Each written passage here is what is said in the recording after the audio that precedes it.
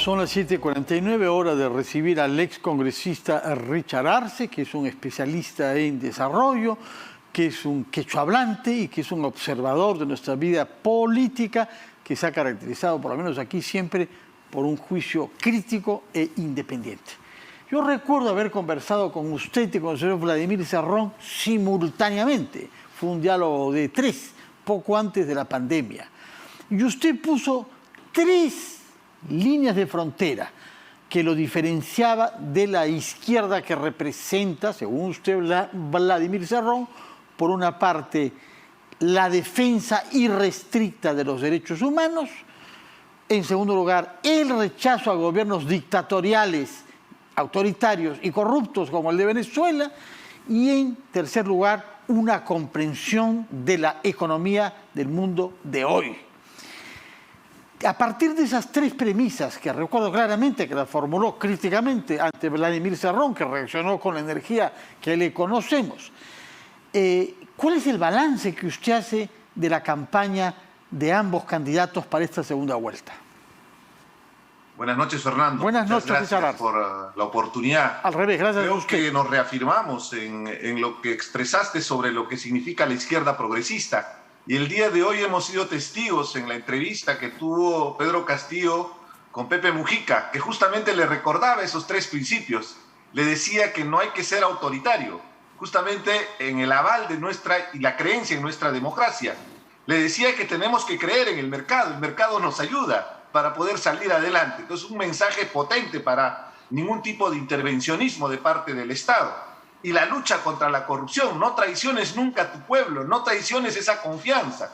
Entonces, yo en lo personal me sentí muy emocionado al escuchar a Pepe Mujica, porque justamente ese es el mensaje de la izquierda progresista, que lamentablemente Pedro Castillo no ha podido en estos 2 meses de campaña poder hacer un viro muy importante para poder mostrar confianza. Y lo que tenemos ahora más bien es que ese miedo se ha acrecentado.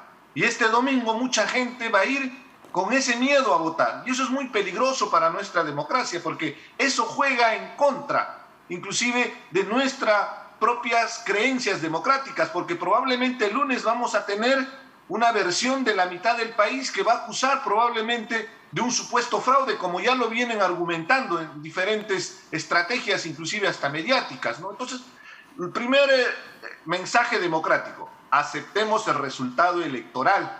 Yo sé que la diferencia se ha estrechado, va a ser un resultado tal vez como de carrera de caballos, pero tenemos que ser respetuosos a la institucionalidad democrática y a las entidades como la OMPE y el Jurado Nacional de Elecciones, que son los encargados de velar por este proceso electoral. Porque caso contrario, toda esta polarización se trasladará a un próximo gobierno, y eso sí es muy preocupante. Usted está planteando entonces una exigencia democrática para el 7 de junio, que es un día además patriótico, como sabemos, la batalla de Arica, ¿no? Si es que hay que Día de la bandera. El Día de la Bandera, por eso mismo. Ahora bien, eso el 7 de junio, pero ¿después qué? Una vez que se haya aceptado quién ganó y nos hayamos inclinado ante el valor de las urnas y la honestidad de nuestras autoridades electorales, ¿cuál es el siguiente paso de políticos responsables?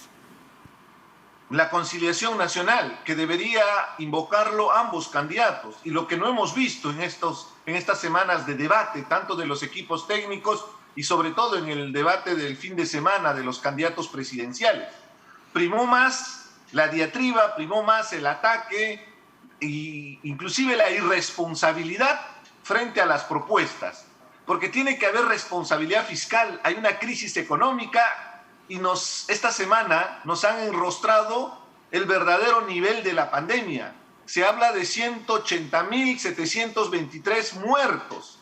Eso es un golpe muy duro a nuestra sociedad, porque nos muestra que no hemos estado preparados para enfrentar una situación tan complicada, que es un problema del mundo, sí, pero en el Perú se ha acrecentado porque muchas de esas personas han muerto por necesidades elementales como oxígeno, y eso genera mucha frustración. Y evidentemente lo que tenían ahora los candidatos era la gran oportunidad de dar una propuesta consistente. Pero del lado de Pedro Castillo hemos visto mucha informalidad durante toda esta campaña, sobre su equipo técnico, sobre su plan de gobierno, y sobre Keiko Fujimori de la misma manera, irresponsabilidad en la propuesta de bonos para todo tipo, una farra fiscal, sabiendo que tenemos una crisis económica, una disminución de la capacidad de recaudación fiscal y sobre todo una crisis latente que estamos viendo. Probablemente más de 6 millones de personas han perdido el empleo. Entonces es una situación complicada, no se va a solucionar regalando plata, menos si no tienes esos dineros.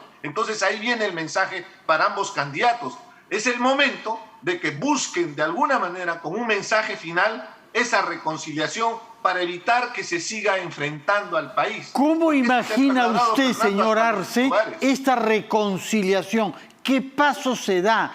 ¿Cómo se articula institucionalmente lo que usted llama esta reconciliación que invoca a ejecutar a nuestros dirigentes políticos?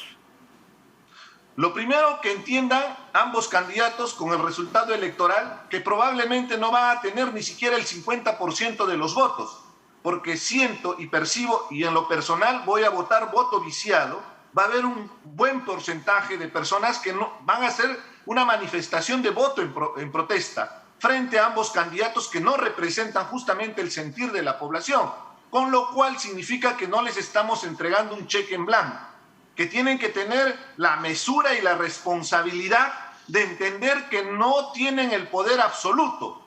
Lo que se les está entregando es la responsabilidad del gobierno, no el poder. El poder sigue estando en manos del pueblo y ya lo hemos demostrado con el caso de Merino.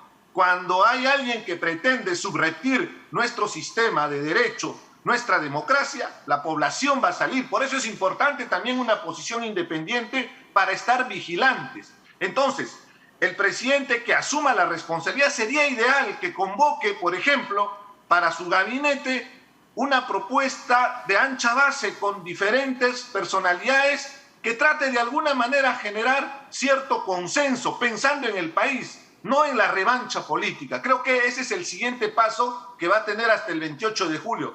Y sobre todo, los mensajes políticos. Basta de polarización, y te mencionaba hace unos segundos, esta polarización se ha trasladado al trabajo, a la familia. Todos los días es un debate y llegamos a una dicotomía que si tú criticas a algún candidato, automáticamente ya estás avalando al otro candidato. Si criticas a Keiko Fujimori, ya eres comunista, ya eres terrorista. O si criticas a Pedro Castillo, ya eres fujimorista. Entonces, se ha llegado a ese extremo. Es terrible. No se puede tener un país confrontado. Eso no nos ayuda, más aún en una situación de crisis. Señor Arce, nos ha anunciado usted, con la confianza que le merecemos al parecer, porque el voto es secreto en principio, está garantizado su secreto por la Constitución, pero nos ha anunciado que va a votar viciado. ¿Eso significa que los defectos que usted halla en ambos candidatos son igualmente irreparables? El problema, Fernando, es que no han generado la confianza que se esperaba. En lo personal y en ese ambiente de sinceridad, yo no voto por Keiko Fujimori por todo lo que ha representado y lo que inclusive hemos vivido estando en el Congreso de la República, su desprecio justamente por la democracia, su aprovechamiento y todo lo que representa. Teníamos la esperanza por Pedro Castillo, pero lo que hemos visto son idas y contramarchas, una informalidad terrible desde la conformación de un equipo de gobierno, desde un plan de gobierno inconsistente, incongruente, inviable como la propuesta de Vladimir Cerrón, que se ha querido enmendar, pero de un momento a otro hay idas y contramarchas. Tenemos traductores en cada momento. Yo me hago el cuestionamiento, cuando él va a ser gobierno, va a tomar una decisión política para el país, va a haber un montón de intérpretes que van a estar analizando cuál es el mensaje real para solucionar un problema como la pandemia. Es una gran irresponsabilidad y de la misma manera, inclusive, se ha ido contra principios básicos de los derechos humanos, como la lucha contra los feminicidios. Y a mí me causa profunda indignación ver a muchos compañeros que no critican ese aspecto, porque la defensa de la mujer, la defensa de los derechos de una educación con igualdad de género es una bandera que nos ha costado confrontar inclusive a grupos radicales como Con mis hijos no te metas. Y ahora por simpatía ideológica se han vuelto fanáticos del candidato que ya no pueden ni siquiera criticarlo. Entonces eso genera indignación frente a lo que representa los intereses del país. De la misma manera, en el plano económico, esa irresponsabilidad tiene que ser cuestionada. No se puede tumbar los tratados de libre comercio, no se puede eliminar las importaciones. El daño y el perjuicio sería terrible para el país. Entonces, tenemos que ser claros y concretos. Por simpatía ideológica no voy a ser cómplice de lo que viene sucediendo. Lo hemos comprendido, señor Arce. Una última pregunta rápida, porque el tiempo nos vence. ¿Su voto está decidido? ¿Tiene 100% de decisión? ¿O en el fondo de sí hay alguna duda de que votar viciado es una manera de abstenerse y de dejar a los otros la decisión? De ninguna manera, al contrario, es un voto de protesta, justamente para decirle a ambos candidatos que hay una población en el Perú que está yendo a votar y va a ganar las elecciones a regañadientes y que no tienen el poder absoluto, que no tienen un cheque en blanco para hacer lo que se les venga en gana. Tienen que respetar el Estado de Derecho y tienen que solucionar los problemas más álgidos como la pandemia. De acuerdo, hemos comprendido. Esa confrontación a la que hemos llegado, creo que es el mensaje más importante. Muchas gracias, Richard Arce. Hemos comprendido por qué ha concluido usted que en su caso lo que corresponde es votar viciado. Muchas gracias por decírnoslo y por compartir con nosotros sus motivaciones. Que tenga usted muy buenas noches.